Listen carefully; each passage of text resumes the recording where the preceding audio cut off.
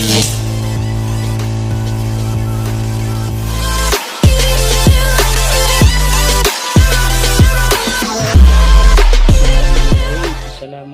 warahmatullahi wabarakatuh. Alhamdulillahirabbil alamin. Assalamualaikum anbiya wal mursalin Sayyidina Muhammadin wa ala alihi washabihi ajma'in, amma ba'd. Langsung saja tanpa berlama-lama, saya sebagai penyaji dari kelompok 8 akan menerangkan tentang wakoh produktif, potensi dan pengembangannya yang diampu oleh dosen Muhammad Zainuddin Sunarto MHI.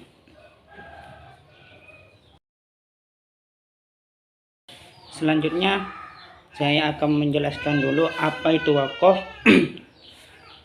sebelum kita melanjut ke pembahasan. Yakni wakoh secara bahasa etimologis yakni adalah berasal dari kata wakfu yang bisa bermakna al-habsu, yaitu menahan atau menghentikan suatu barang. Sedangkan secara terminologis yang dimaksud dengan wakoh adalah menahan suatu barang dan memberikan manfaatnya. Sementara secara hukum, para ulama berbeda pendapat untuk mendefinisikan wakoh. Perbedaan definisi ini terjadi karena perbedaan mazhab yang dianut, baik dari segi kelaziman dan ketidaklaziman. Syarat pendekatan dalam masalah wakaf maupun posisi pemilik harta wakaf setelah diwakafkan. Langsung pembahasan, yaitu A. Wakaf produktif. Apa itu wakaf produktif? Yaitu wakaf produktif adalah harta benda atau pokok tetap yang dimanfaatkan untuk dipergunakan dalam kegiatan produksi dan hasilnya disalurkan sesuai dengan tujuan wakaf. Seperti wakaf tanah untuk digunakan bercocok tanam, mata air untuk diambil airnya, dan lain-lain. Wakaf produktif dapat didefinisikan yaitu harta yang digunakan untuk kepentingan produksi baik di bidang pertanian, perindustrian, perdagangan, dan jasa yang manfaatnya bukan pada benda wakaf secara langsung, tetapi dari keuntungan bersih dari hasil pengembangan wakaf yang diberikan kepada orang-orang yang berhak sesuai dengan tujuan wakaf. Wakaf produktif adalah sebuah skema pengelolaan donasi wakaf dari umat, yaitu dengan memproduktifkan donasi tersebut hingga mampu menghasilkan surplus yang berkelanjutan. Donasi wakaf dapat berupa benda bergerak seperti uang dan logam mulia maupun benda tidak bergerak seperti tanah dan bangunan.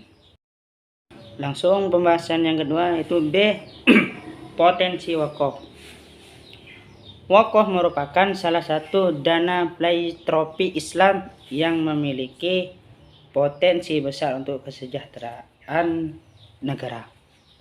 Potensi tersebut akan efektif jika pengelolaannya dilaksanakan dengan serius, dan potensi tersebut akan menjadi angan-angan jika dikelola dengan tidak serius. Sedangkan di Indonesia tergolong negara yang memiliki potensi wakaf terbesar. Hal ini dikarenakan jumlah penduduknya yang mayoritas muslim menyampaikan bahwa Badan Wakaf Indonesia atau dalam kurung BWI memiliki potensi sebagai pusat gerakan wakaf di Asia Tenggara. Selain itu, beliau menyampaikan agar BWI atau Badan Wakaf Indonesia mendirikan bank wakaf untuk negara-negara ASEAN yang kemudian dikelola untuk kemaslahatan bersama.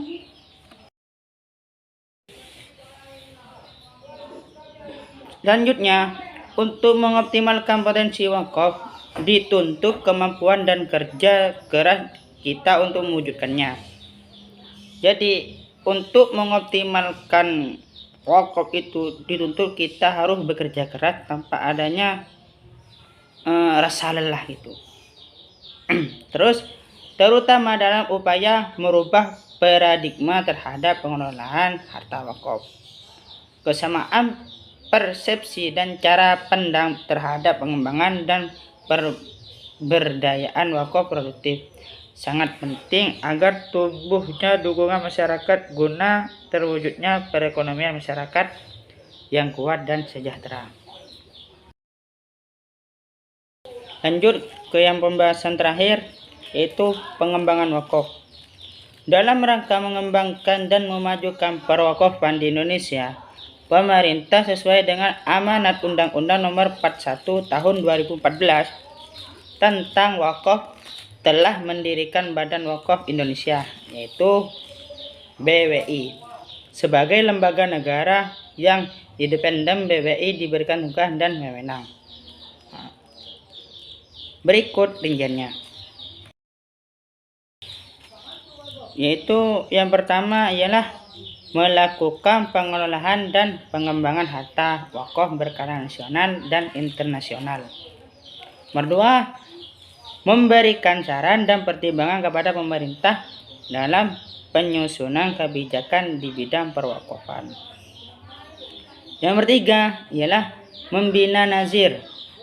Yang keempat, memberhentikan dan mengganti nazir.